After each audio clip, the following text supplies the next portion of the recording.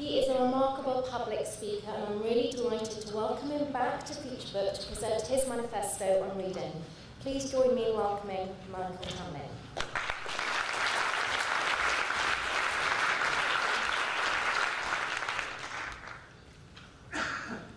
Good afternoon, FutureBook.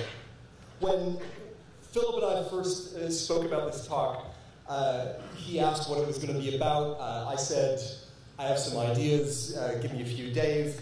Before I got back to him, about 36 hours later, out came the FutureBook email, Michael Tamblyn to deliver Reader's Manifesto. Apparently, Philip had decided that FutureBook needed a Reader's Manifesto. It's a strong word, manifesto. It's muscular. I can see Charlie Redmayne delivering a manifesto. I'm not sure if I'm in the manifesto business, but it's certainly about the reader. We spent a lot of time today talking about the reader, the user, the customer, but especially the reader with a capital R. We're trying to understand the reader. We are, all of us, clustered around the reader, trying to figure out what makes them tick. It's very crowded around the reader right now. Some of us are analysts, market researchers, statisticians, and we know there's no one reader. There are lots of different kinds. They're all shapes and sizes. We segment them and we study them. We collect all kinds of data about them. Every once in a while, we capture one in the wild and we bring it back to the lab and we study it. And we stand around like scientists saying, what does it eat? You know, why isn't it moving? Give it an ebook for 99p. Oh, look, there it goes. How about a print digital bundle? Oh, not so much. Poke it with a stick. Interesting. Health and safety tip. Don't poke the readers. Some of us here are publishers. Publishers will often say, our goal is to get as close as possible to the reader, to understand what they want, to have constant, direct contact with them, which sounds fine at first, but when repeated over and over with sort of an intense and focused way, starts to sound vaguely stalkerish. Which I know is not their intent. So publishers, here is a test to determine if your desire to know the reader is making you sound creepy. It's a very simple test. Replace the word reader with Taylor Swift. For example, if you said, our goal is to get as close as possible to Taylor Swift, to understand what Taylor Swift wants, and to have constant and direct contact with Taylor Swift, you know things are not going to go well for you. So that's a warning sign. Don't be a stalker. But publishers have admired the reader from afar for so long that now they're hoping for a chance to get close. As a publisher, you want to know the reader because you want so much from them. If you're a publisher, you want them to love all of your titles, your authors, your spring catalog, your backlist. You dream deep down that maybe they might even love you as a publisher just for being a publisher. You could be a brand. And you could have a line of coffee mugs with your book covers on them, just like those ones from Penguin that you both love and quietly resent. And here's a secret statistic that Nielsen won't tell you. Penguin coffee mugs and adult coloring books now represent 85% of total book sales.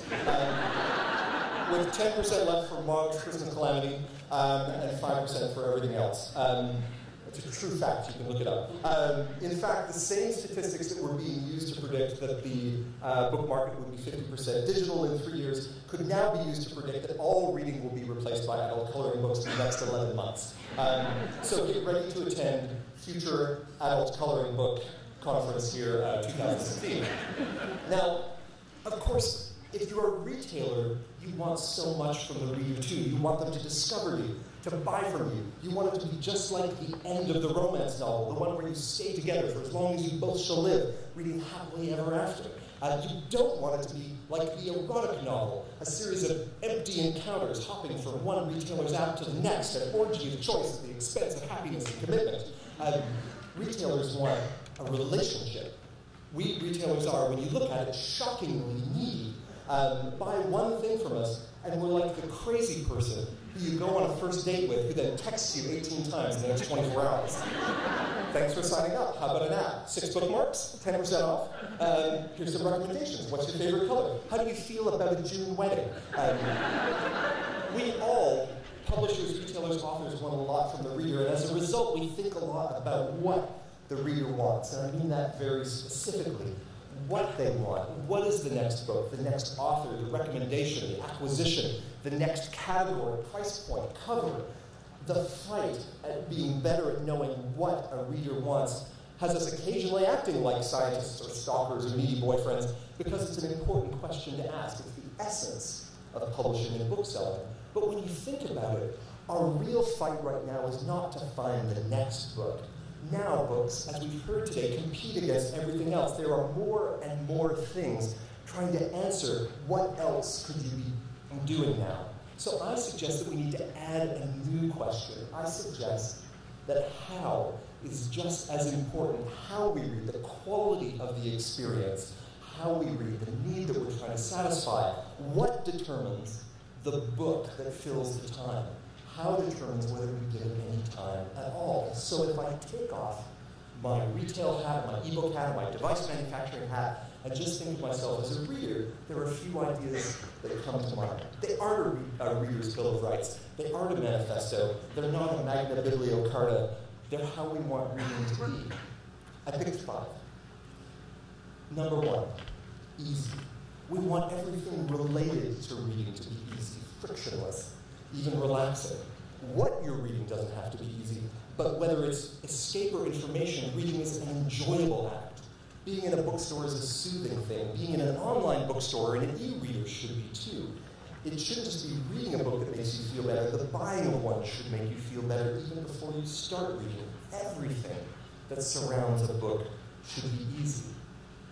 2, shamelessly.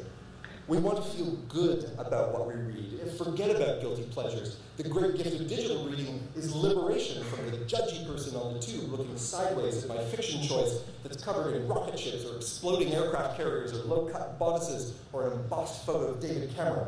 We love what we love, and that should be the end of it. And we want to feel good about what we don't read or half read or read 3 chapters of and then abandon. We're grown-ups. We don't have to eat our vegetables, but we don't have vitamins in them. We can have extra dessert at every meal. It's okay. We want to read shamelessly. Number 3, freely. And I don't mean in cost. We want time. Time to read. We fight for time. Reading time in the midst, finding reading time in the midst of this distracting world of work and kids and social media and smartphones and TV is like trying to wash your hair while sharing a bathtub with live octopus. It can be done, but it requires inventiveness, agility, and great effort. Waterproof Kobo Aura H2O now on sale. We want more time to read freely. 4 and 5, publicly and privately. We want to talk about what we are reading unless we really don't want to talk about what we are reading, to be able to maintain a public reading life and a private one. Sometimes you'll run into someone who says, I live out loud. I'm a social reader. I post everything to Goodreads to enrich my social connections and society as a whole. No, you don't, you big liar. It's like Instagram. You post the photo of the sweetly beautiful handmade Christmas card that your 5-year-old made out of glitter and pasta. You don't post any photos about the same child shoving a raisin in his ear and your attempt to extract it with eyebrow tweezers. The books are just like that. You post the books that make you look like this intoxicating mix of smart and awesome and sexy. You don't post that every time your boss gives you an especially hard time at work, you reread Bridget Jones' Diary, which means that you have reread it 72 times. And it's not true that I speak from personal experience on that. We want to be helped but not intruded on. We want to share and hold back. Easily, shamelessly, freely, publicly, and privately. 5 ways to answer how we want to read. I picked these 5. I'm sure there are others. There should be. But it's a good place to start. This is a bit of a pivotal future book in a way. It's about the end of the beginning. We now have 4 ways to sell a book. Bricks and mortar, print online, audiobook, ebook. They are all here to stay. And each one of them gives us a nearly infinite list of ways to answer the question of what should I read next.